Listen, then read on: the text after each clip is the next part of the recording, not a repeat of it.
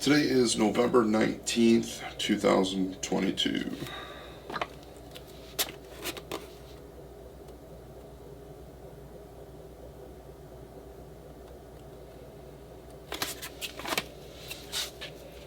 Current physique update.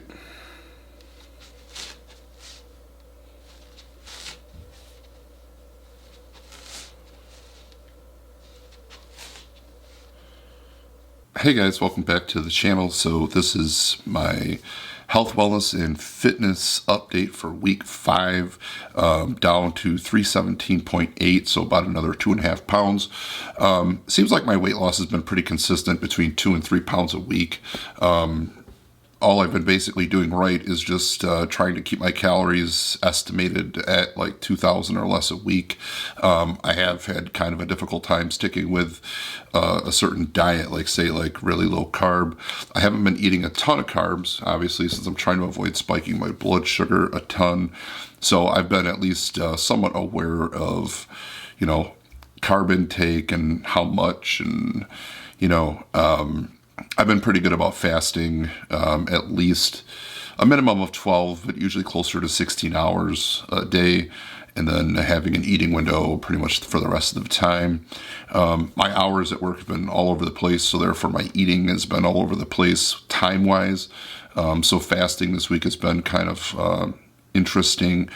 I've also eaten a couple meals out, like I had 2 meals this week that I ate at McDonald's.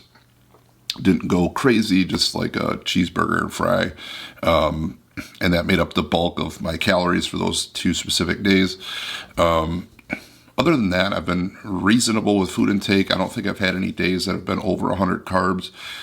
Possibly the days with the McDonald's with the French fry, but even then, I don't think I was probably still under 100 carbs for the day, because if I have like a carb meal or a meal like that, the rest of my food's pretty well regulated, 0 carb or whatever else, anyway, I always err on the side of caution with calories when I have a meal that's higher calorie or totally not part of the program.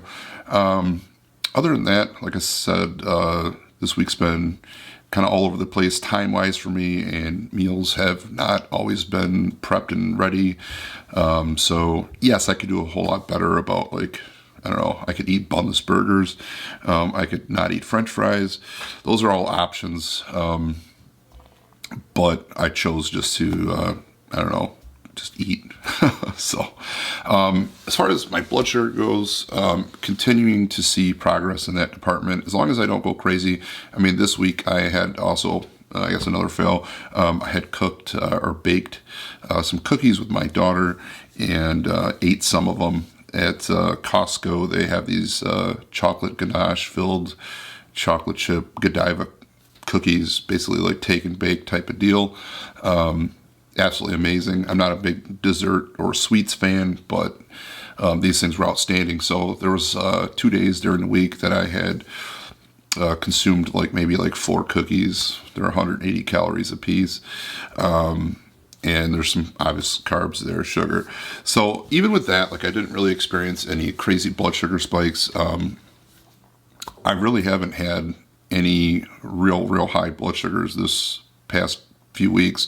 The only time my blood sugar is not where I'm happy with it is maybe first thing in the morning. It's somewhere between 120, 130, and I'd like to see it under 100, or something in the normal range. So during the day, even with eating pretty much what I want, I've been seeing good blood sugar 2 hours after eating. So as long as I'm not eating an obscene amount of carbs. So even eating just a normal, I don't want to say balanced diet, because there's nothing balanced about eating things like McDonald's, but even eating foods I would normally avoid eating, or I'm trying to avoid eating, I'm not seeing any kind of crazy huge spikes in blood sugar. So that's a positive.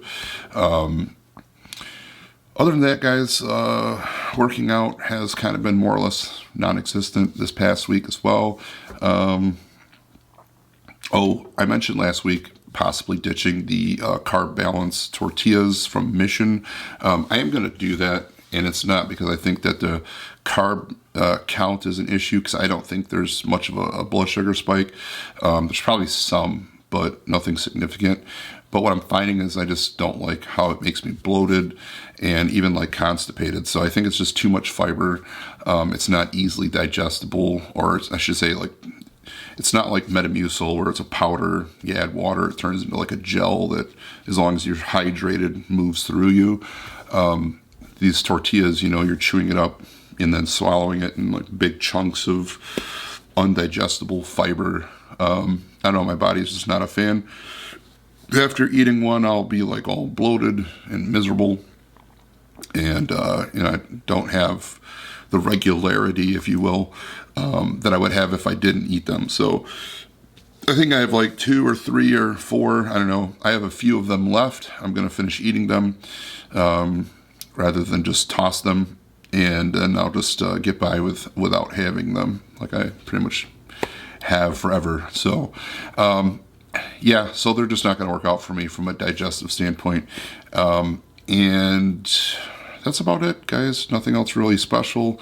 I'm still seeing positive changes, going in the right direction, even though I've had some mess ups here.